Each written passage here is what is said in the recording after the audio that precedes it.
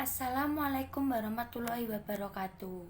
Perkenalkan, saya Ratna Cianingsih dari Sarjana Keperawatan kelas 19A1. Di sini saya akan menjelaskan materi mengenai konsep diri. Langsung saja ke materinya. Yang pertama ada pengertian. Konsep diri adalah apa yang dipikirkan dan dirasakan tentang dirinya sendiri. Ada dua konsep diri, yaitu konsep diri komponen kognitif dan konsep diri komponen afektif. Yang pertama, komponen kognitif adalah pengetahuan individu tentang dirinya mencangkup pengetahuan siapa saya yang akan memberikan gambaran tentang diri saya. Gambaran ini disebut citra diri. Yang kedua, komponen afektif merupakan penilaian individu terhadap dirinya sendiri yang akan membentuk bagaimana penerimaan terhadap diri dan harga diri individu.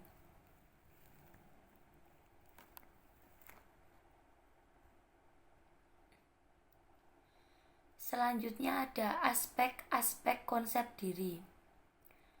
Konsep diri merupakan gambaran mental yang dimiliki oleh seorang individu, terdiri dari 3 aspek, yaitu pengetahuan yang dimiliki individu mengenai dirinya sendiri, pengharapan yang dimiliki individu untuk dirinya sendiri, dan penilaian mengenai diri sendiri. Yang A, pengetahuan. Dimensi pertama dari konsep diri adalah pengetahuan. Pengetahuan yang dimiliki individu merupakan apa yang individu ketahui tentang dirinya.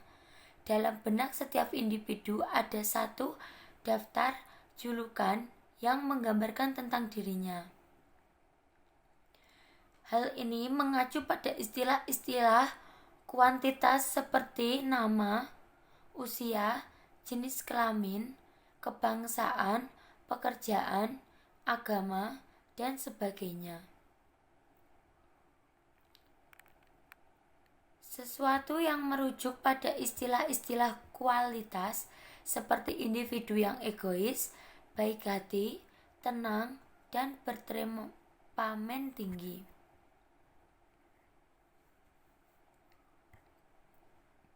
Yang B, harapan. Dimensi kedua dari konsep diri adalah harapan.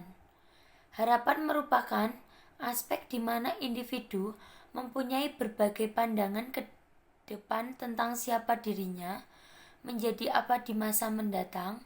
Maka individu mempunyai pengharapan terhadap dirinya sendiri. Singkatnya, individu mempunyai harapan bagi dirinya sendiri untuk menjadi diri yang ideal, dan pengharapan tersebut berbeda-beda pada setiap individu. C, penilaian. Dimensi terakhir dari konsep diri adalah penilaian. Penilaian terhadap dirinya sendiri. Individu berkedudukan sebagai penilai terhadap dirinya sendiri setiap hari. Penilaian terhadap dirinya sendiri adalah pengukuran individu tentang keadaannya saat ini dengan apa yang menurutnya dapat dan terjadi pada dirinya. Intinya, setiap individu berperan sebagai penilai terhadap dirinya sendiri, dan dengan menilai hal ini merupakan standar masing-masing individu. Selanjutnya ada perkembangan konsep diri. Konsep diri bukan merupakan bawaan lahir dan bukan pula muncul begitu saja, tetapi berkembang secara perlahan-lahan. Perlahan-lahan selama rentan kehidupan individu melalui interaksi dengan lingkungannya. Lingkungan yang paling berpengaruh dalam pembentukan dan perkembangan konsep diri adalah keluarga dan kemudian masyarakat. Menurut Adler, Rosenblatt, dan Tourne dalam Heidmas 2009-71, ada 2 teori tentang pembentukan konsep diri, yaitu Yang pertama, reflexed averential. Teori ini mengemukakan bahwa konsep diri seseorang terbentuk atas pengaruh lingkungan sekitar, bagaimana orang-orang lain memberi respon dan menilai individu tersebut. Peran orang lain yang berarti signifikan ouster dalam kehidupan seorang sangat menentukan.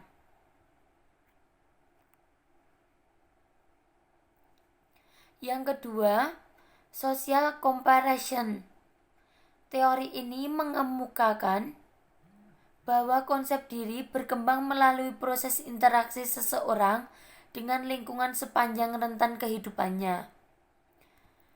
Seseorang secara terus-menerus membentuk nilai-nilai yang ia alami dan pelajari bersama orang lain di lingkungannya. Selama proses ini berlangsung, terjadi perbandingan-perbandingan yang seseorang lakukan terhadap dirinya dan orang lain. Yang selanjutnya ada faktor-faktor yang mempengaruhi konsep diri. Konsep diri terbentuk dalam waktu yang relatif lama, dan pembentukan ini tidak bisa diartikan bahwa reaksi yang tidak biasa dari seseorang dapat mengubah konsep diri. Hardy dan Hayes 1988, 132. Faktor yang mempengaruhi konsep diri menurut Calhoun dan Acocella 1995-77 yaitu: pertama, orang tua. Orang tua kita adalah kontak sosial yang paling awal dan paling kuat. Apa yang dikomunikasikan oleh orang tua pada anak lebih menancap daripada informasi lain yang diterima sepanjang hidupnya. Yang kedua, teman sebaya. Penerimaan anak dari kelompok teman sebaya sangat dibutuhkan setelah mendapat cinta dari orang lain dalam mempengaruhi konsep diri. Jika penerimaan ini tidak datang, dibentuk atau dijauhi, maka konsep diri akan terganggu. Di samping masalah penerimaan atau penolakan, peran yang diukur anak dalam kelompok teman sebayanya sangat mempunyai peran yang diukur dalam pada pandangan tentang dirinya sendiri. Yang ketiga, masyarakat. Individu tidak terlalu mementingkan kelahiran mereka, tetapi masyarakat menganggap penting fakta-fakta yang ada pada seorang anak, seperti siapa bapaknya, ras, dan lain-lain. Akhirnya, penilaian ini sampai kepada anak dan masuk ke dalam konsep diri. Masyarakat memberikan harapan-harapan kepada anak dan melaksanakan harapan tersebut.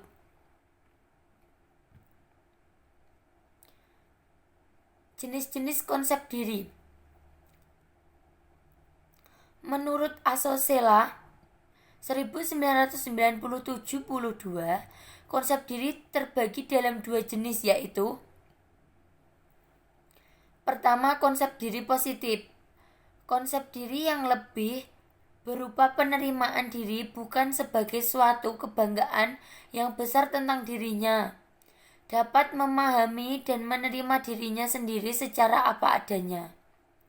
Evaluasi terhadap dirinya sendiri menjadi positif dan dapat menerima orang lain.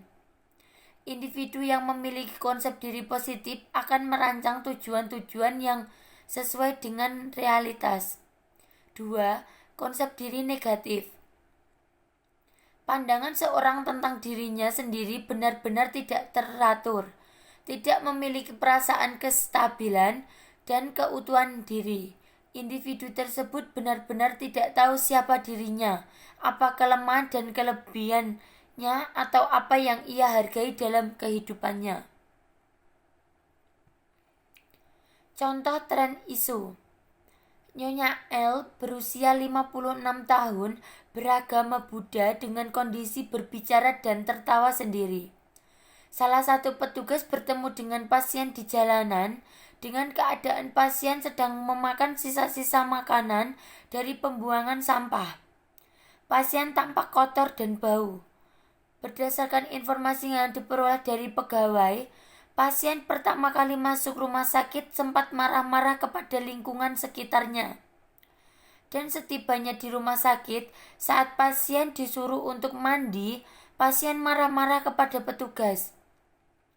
Data yang diperoleh pasien mengalami gangguan jiwa karena suami Nyonya L selingkuh dengan wanita lain, sehingga itu menyebabkan Nyonya L mudah marah kepada keluarganya dan menarik diri untuk merasa tidak berguna lagi sehingga ia menutup dirinya.